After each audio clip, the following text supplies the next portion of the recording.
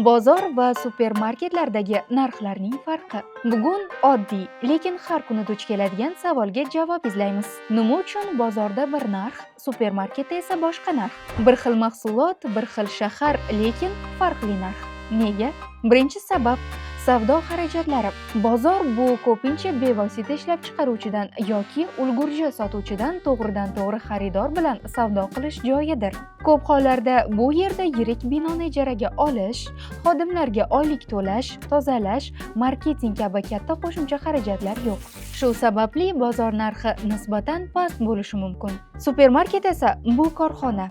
U yerda har bir mahsulot uchun bino ijara puli, elektr, konditsioner, yoritish xarajatlari, kassir, tozalovchi, menejer, xavfsizlik xodimlari oyligi, mahsulotlarni tartiblash, saqlash va sug'urtalash bularning barchasi narxga qo'shiladi. Ya'ni supermarket mahsulotga narx qo'shadi, lekin buning evaziga sizga qulaylik beradi. Tartib, salqin bino, karta orqali to'lov, aniq xizmat ko'rsatish vaqti va xizmat sifati kafolatlanadi. Ikkinchi sabab mahsulot sifati va standartlari. Supermarketlar mahsulotni tanlab oladi. Masalan, ular har qanday meva yoki sabzavotni olavermaydi.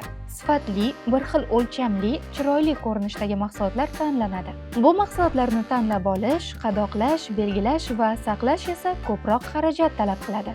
Shuning uchun ham narxlar biroz qimmatroq bo'lishi mumkin. Bozorda esa bu mahsulotlar aralash, eng yaxshisidan tortib shakli notekis mahsulotlargacha bor. Xaridor tanlovda erkin, narxi esa ko'p hollarda xaridor bilan sotuvchi o'rtasidagi kelishuv asosida belgilanadi. Uchinchi sabab soliqlar va rasmiy ish faoliyati.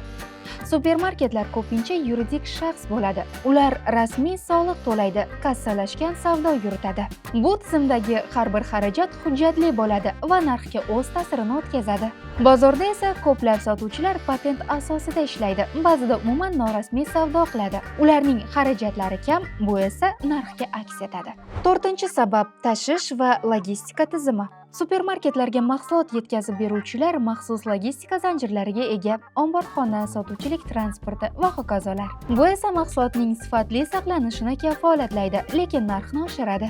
Bozordagi dehqon esa mahsulotni to'g'ridan-to'g'ri o'z mashinasida olib keladi, muzlatgichsiz, oraliq omborsiz. Tezroq sotilishi kerak, shuning uchun narx past bo'ladi.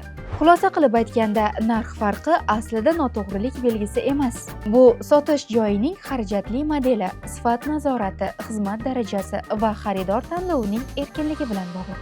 Kimdir vaqtni qadrlaydi, toza va salqin joyda karta orqali to'laydi, shuning uchun supermarketni tanlaydi. Kimdir narxni muhokama qilishni, savdolashishni yaxshi ko'radi va bozorda xarid qiladi.